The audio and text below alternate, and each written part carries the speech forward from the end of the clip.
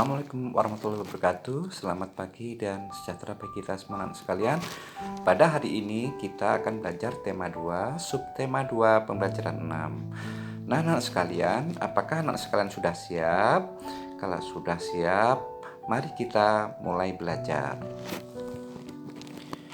Nah, anak sekalian, sekarang perhatikan gambar di hadapan kalian ini. Ini adalah gambar dalam suasana musyawarah ketika kita masuk di sekolah dalam pelajaran tahun ajaran baru, di mana setiap kelas nanti akan mengadakan pemilihan pengurus kelas. Di dalam pemilihan pengurus kelas itu harus dengan mengadakan musyawarah, karena dengan musyawarah akan menghasilkan mufakat di dalam musyawarah. Selanjutnya, musyawarah adalah pengambilan keputusan bersama untuk menyelesaikan masalah dengan maksud mencapai mufakat. Mufakat adalah kesepakatan untuk melaksanakan hasil musyawarah. Nilai-nilai dalam musyawarah.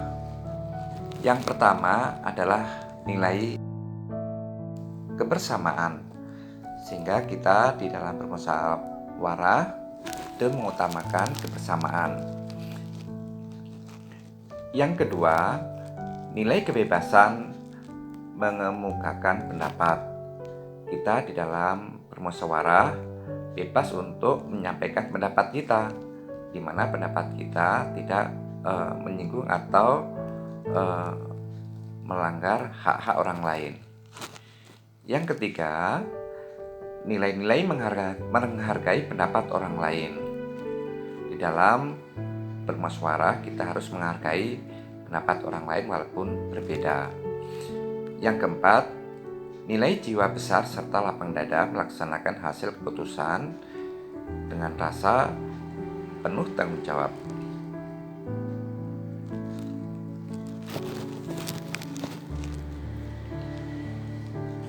Nah, anak sekalian, ciri-ciri musyawarah untuk mufakat antara lain sebagai berikut. 1. Sesuai dengan kepentingan bersama. Jadi untuk kita bersama di dalam mencapai mufakat. Yang kedua, usul atau pendapat yang disampaikan mudah dipahami dan tidak memberatkan. Ketiga, dalam musyawarah pertimbangan moral lebih diutamakan dan bersumber dari hati nurani yang jujur. 4. Pembicaraan harus dapat diterima dengan akal sehat dan sesuai dengan hati nurani kita.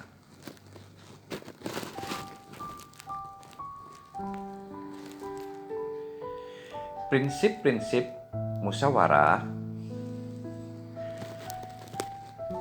Yang pertama adalah musyawarah dilandasi dengan akal sehat dan hati nurani yang luhur.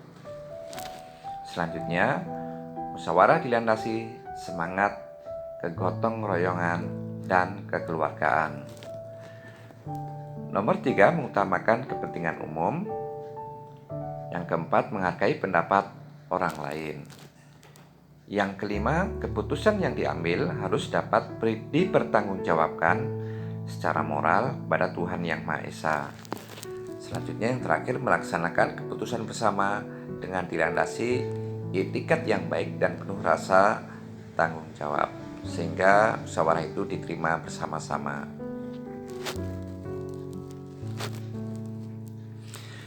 Tata cara dan persyaratan musyawarah kita perhatikan sesuai dengan anak panah ini. Peserta musyawarah harus hadir sebelum musyawarah dimulai. Musyawarah dimulai jika peserta musyawarah telah mencapai quorum. Ada susunan kepanitiaan yang minimal terdiri dari ketua, notulis, dan peserta musyawarah.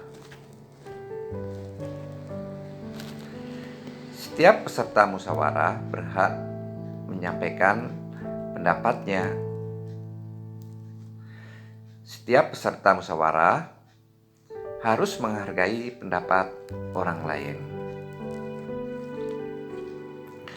Selanjutnya, pendapat yang disampaikan harus dapat diterima oleh akal sehat, tidak untuk kepentingan pribadi atau golongan, tidak menimbulkan perpecahan sesuai dengan norma, dan tidak menyinggung perasaan orang lain.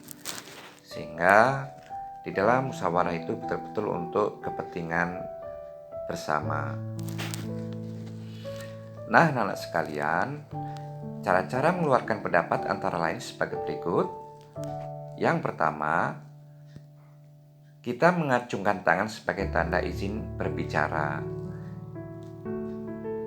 Yang kedua, berbicara setelah dipersilahkan. Ketiga, kalau ada yang berbicara, menunggu sampai pembicaraan selesai.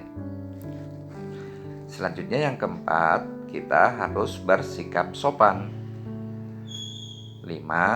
Suara kita harus cukup jelas sehingga bisa didengar oleh peserta musyawarah. Nah, anak-anak sekalian, apakah anak-anak sekalian sudah jelas? Kalau sudah jelas, Pak Guru akhiri. Wassalamualaikum warahmatullahi wabarakatuh.